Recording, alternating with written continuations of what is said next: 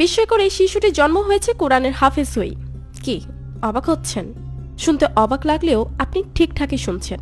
ছোট এই শিশুটি মায়ের গর্ভ থেকে কোরআনের হাফেজ।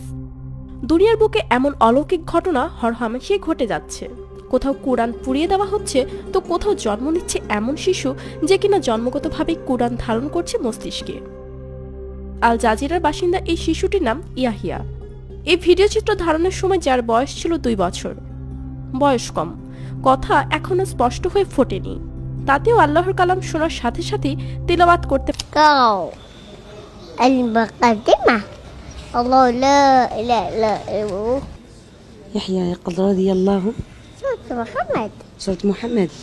এই শিশুর সামনে যদি কোনো সূরা তিলাওয়াত করা হয় তাহলে এর পরের অংশটি নিজ থেকেই তিলাওয়াত করতে পারে শিশু ইয়াহিয়া। যিকরু রাহমাতি রাব্বিকা আবদাহু ইয নাদা রাব্বাহু নিদাআন খাফিয়া।